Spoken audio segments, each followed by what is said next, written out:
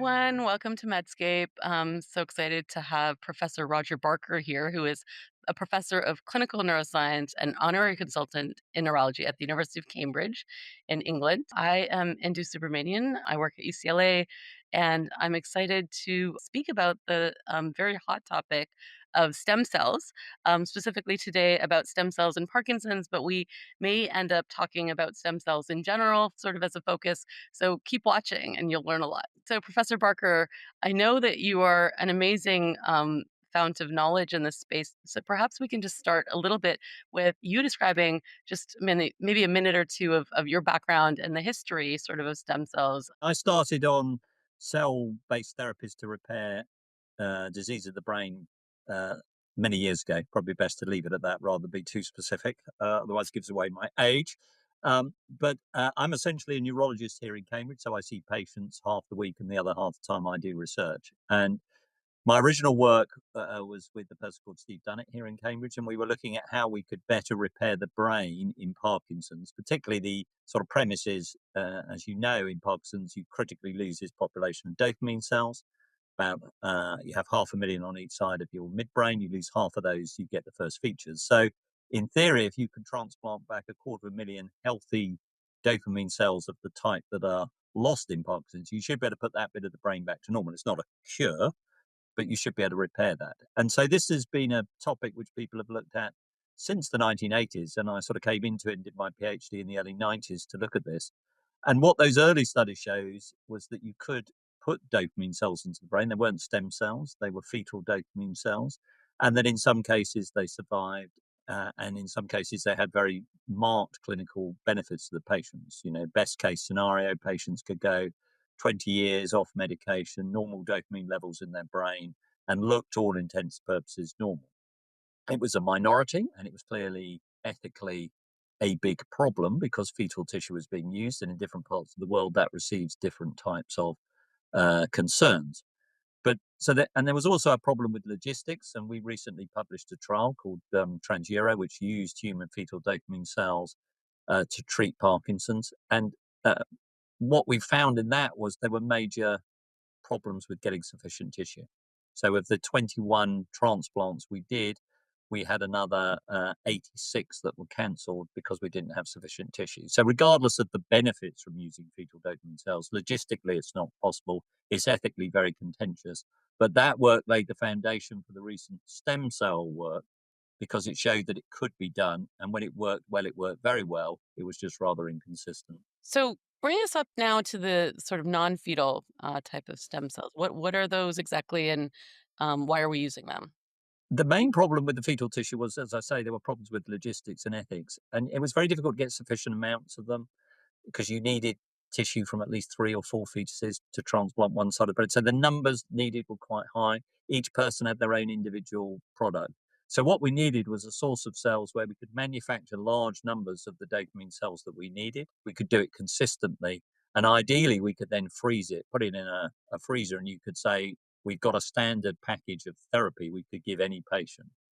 And this was the sort of ambition, but there wasn't much scope for it until really 1998, when human embryonic stem cells were first made by Jamie Thompson. And then obviously in 2006 7, Shinya Yamanaka and the team in Kyoto made induced pluripotent stem cells, human pluripotent stem cells. So now you had the capacity to make human lines, embryonic and induced pluripotent stem cells. The next trick was, could you turn those into the dopamine cells you needed for Parkinson's? And that was really solved by the labs of Lorenz Studer in New York and Marlin Palmer in Lund, who both came up with protocols in 2011-12 to show that you could convince or convert human stem cells into dopamine cells of a midbrain type. And so that started a whole process of work about taking these therapies to the clinic from that starting point. It was also shown at around the same time by the group in Japan led by Jun Takahashi that they could do it as well. They could make human iPS cells into dopamine cells.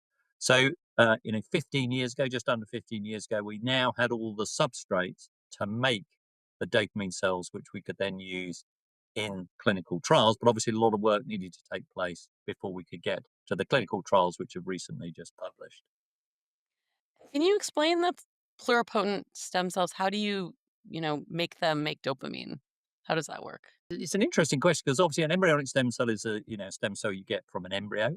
So we were all at some point an embryonic stem cell. So when the egg gets fertilized, it divides. Those are the cells. They can turn into any cell in your body. And when you do an induced pluripotent stem cell, you get an adult cell, skin cell, blood cell. You reprogram it back to a stem cell state, and then you try and flip it into a dopamine cell. So the trick is, can you work out what you need to give a stem cell to convince it to become a brain cell, and then convince it to become a dopamine cell? Now, I'm not clever enough to do that, but there are various people who are. And that in part relates to knowing what happens in normal development. So, one of the challenges which put the field back for a number of years was thinking that human development in terms of dopamine cells was the same as you'd see in a mouse.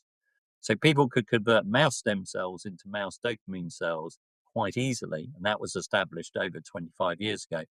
And people thought it'd be the same with human, but it proved not to be the case. It was a different developmental program you had to follow. So once that was cracked, then people could then add these cocktail of factors, convince your stem cells to become a neural stem cell, then to become a dopamine stem cell.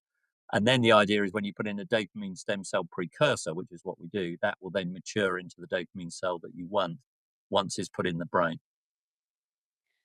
So tell us about the most recent trials then, because they're very kind of exciting to a lot of people, but I think, there's still some caution to be had. So maybe tell us, what your thoughts are. Yeah, so it's been very interesting. So obviously from those original discoveries back in 2011, 2012, the next 10 years was spent trying to show that you could make human stem cells into dopamine precursors of the type needed to replace those lost in Pugsies, and it could be done at a clinical grade. So that involved an enormous amount of work to show you could manufacture these things to a standard which is necessary to put into a human.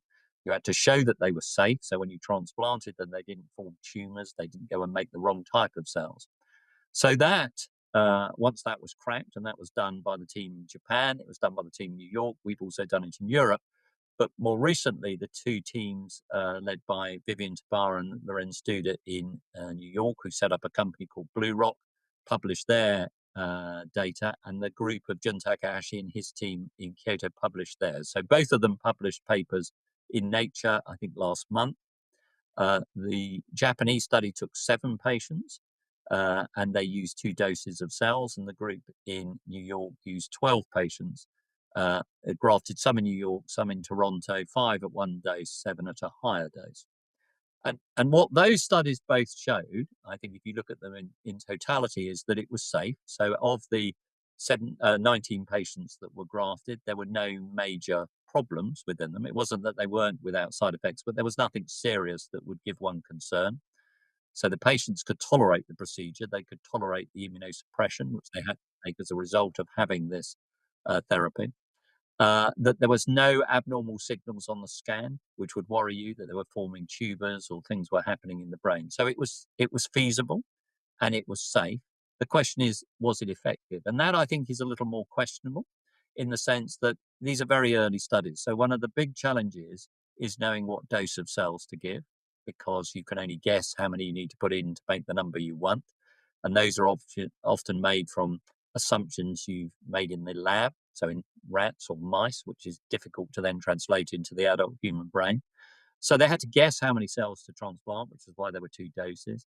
And if you look at the efficacy and you look at the survival of the cells, which is done using special imaging, using PET imaging, particularly with F-DOPA, which is picked up by dopamine cells, what you find is that the clinical response in the Japanese was a bit variable.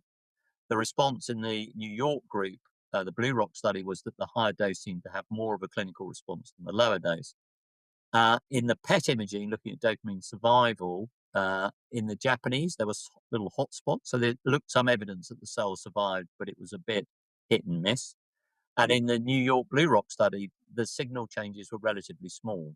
So although there was a clinical response, the imaging was less impressive. The other way then to look at it is to say how much medication do people take? Because obviously, if the transplant's working very well, then it's replacing the dopamine, you need less medication. And actually, in both studies, there wasn't a huge reduction in the amount of medication that people took.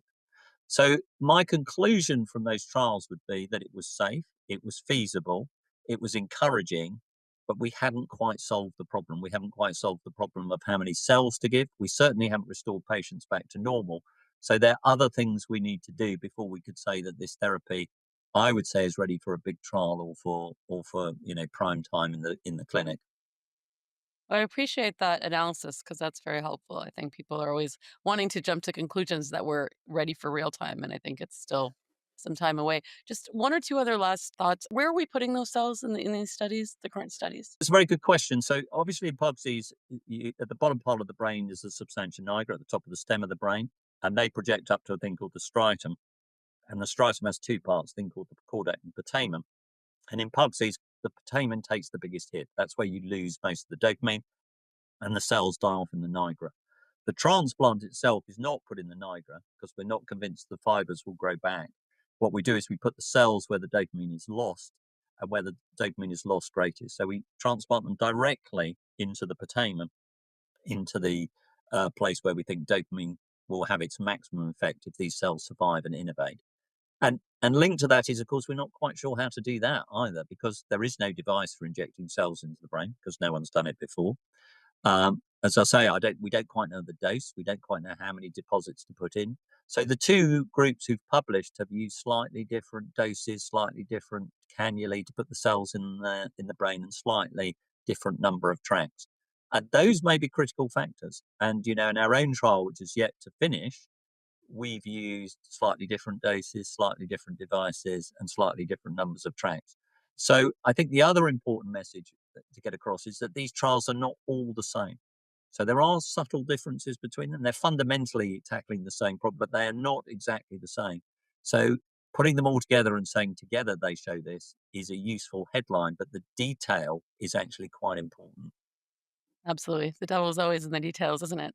Well, thank Yeah. you so much, Professor Parker. I so enjoyed this conversation, and thank you for joining us today. Goodbye, everyone.